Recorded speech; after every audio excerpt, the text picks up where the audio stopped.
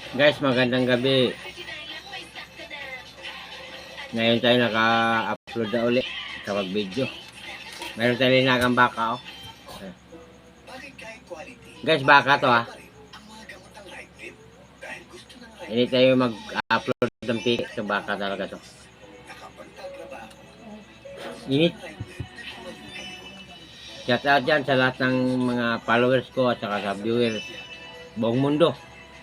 Lalo na sa aking mga kamag-anak dyan sa Placer, Kalumpang, Kawayan.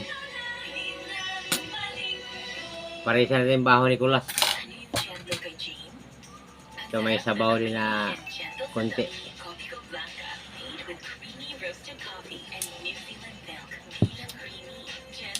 Shoutout pala dyan kay Sako Magwang, si Manang Tarseng. Ne, papasok na pala Dungdung bukas. At saka ito, mayroon tayong mama o baka. Shoutout nyo lahat. Pero kay Budha, kay Nunoy. Sarap ng feeling malaman na paborito nila nagbabago lang ka na. Wait, dapat mo tayo. Ba, hindi ko sa nagsama. Ako, favorite mo Ah. Papasok na siya bukas. Umpisa na siya. Ang mga nagbabantay sa bayan, bawal magpahinto sa ngalay sa manhid. Kaya, RXP! Kapit lang. Hindi ko siya sinama kanina sa biyahe. Gawan nakaigit. Nakaigit. Meron siyang ano. Suntan.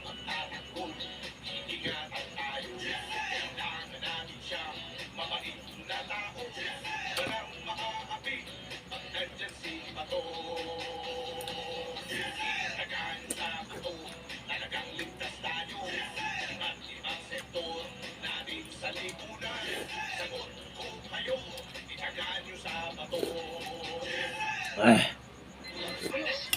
Sarap ng sabaw.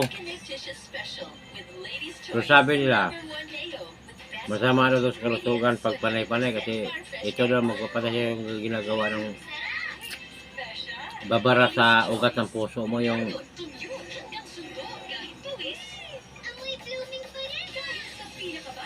ayaw ko lang. Tapos arthritis, uric.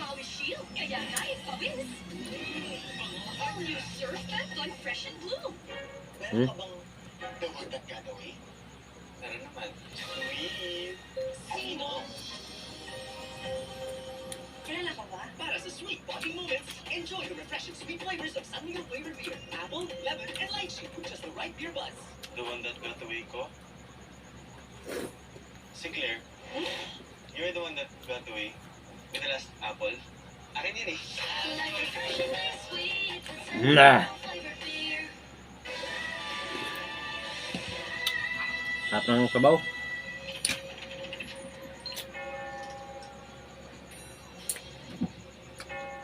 Lalaki sa City of Naga sa Cebu ay tama ng baril sa ulo.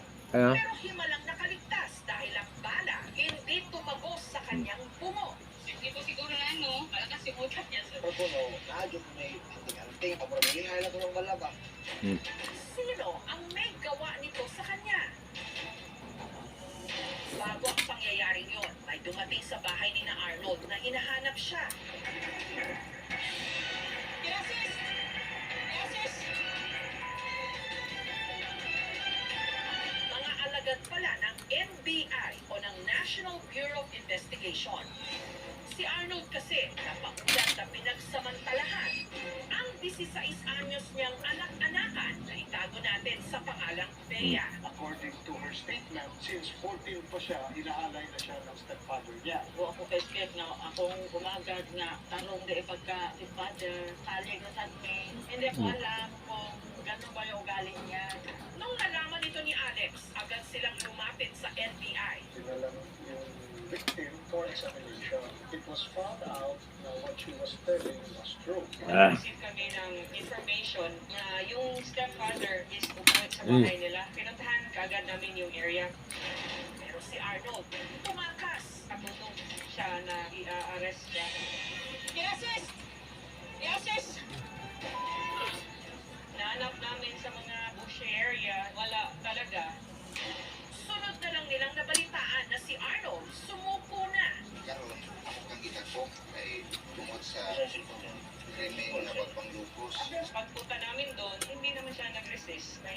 sugat na siya sa ano niya. At ayon sa kanilang inisyal na investigasyon, ang bumaril kay Arnold, walang iba, kundi siya mismo.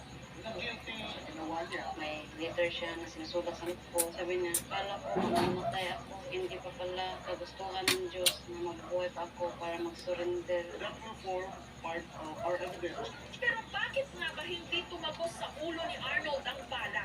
Totoo nga bang meron siya anting-anting? Nang na siya habang ipahimuan ko siya. Sa mama niya ba, protekta ko mo sanan. Meron tayong paniniwala bago pa dumating ang Kastila. Sa mundo na to, mayroong mga espiritu, may mga anito, may mga bagay kasi na hindi ko talaga ma-explain.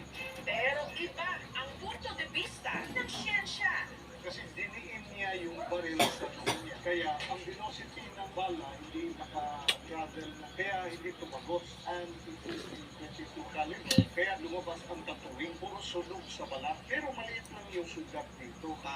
Dahil ito sa bone density at thickness ng parte ng bungo kung saan tumama yung bala. May parte kasi kung saan makapal ito, maaaring yung pwersa ay mahina sa pagtama ng bala na siyang hindi na-overcome kaya hindi ito tumagos. First, if Kaya alam mo na. parte ng brain, makakos ng inflammation, pwede itong makakos ng irreversible brain damage. And eventually, pwede pumatay. In relation to Article 266-B, or qualified rin. Qualified in the sense, aside sa minor siya, yung suspect natin is stepfather niya. 20 years and 1 day to 40 years yung life imprisonment. That is a non-bailable offense.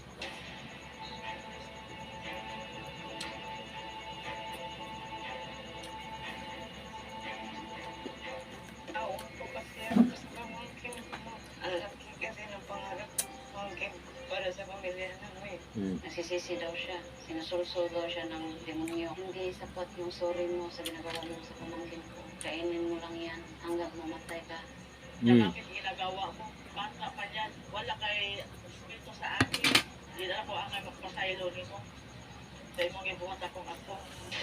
Huwag naman magbulag-bulagan. Let us be a breaker of the cycle. Kailangan na i-stop yan at hindi lang yung itatago-tago atin-atin lang. Kasi kawawa ang mga bata. You must be vigilant in watching your children because this has been happening in so many cases. Ang tatapos sa mga pang-aabuso sa loob ng tahanan ang matapang na pagtindig ng mga biktima. Yes! At matibay na suporta ng pamilya para mapanagot ang may sala at harinawa makamit ang pulo ng katarungan. Ang tunay na pag-ibig, walang kondisyon, wagas at walang hangganan. Advanced Happy Valentine's Day po sa ating lahat. Samantala, meron na ba kayong mga kwentong kakaiba, nakatutuwa, nakamamangha?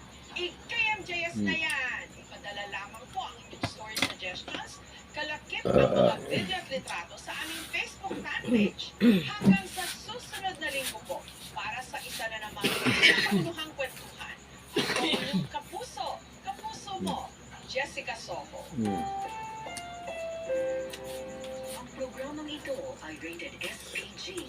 Striktong patnubay at gabay ng magulang ang kailangan. Maaaring may masiselang tema, lengguwahe, karahasan, sexual, horror o droga na hindi angkop sa mga bata.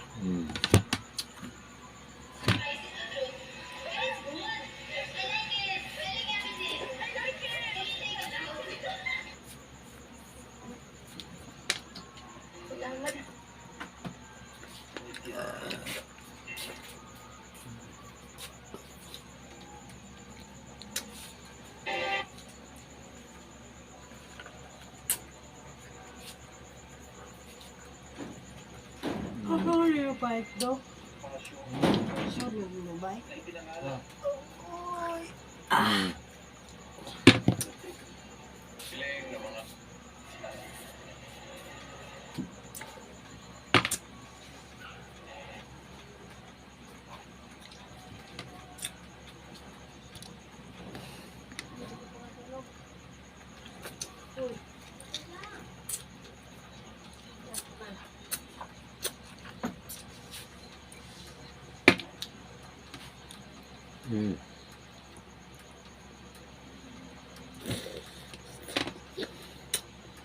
Uwi na ako. Dahil, uwi na ako. Uwi na ako. Yan. Gumagana na yung anti-gravity formula niyo, bro! Congrats! Congrats! Hmm. Hindi ko lang pa eh. Ano yun, bro? Napakangat mo nga yung bansa. Hmm. Hindi ko naman mapapaba. Tsaka hindi ko maintindihan kung ano yung chemical na nag-react sa sabong.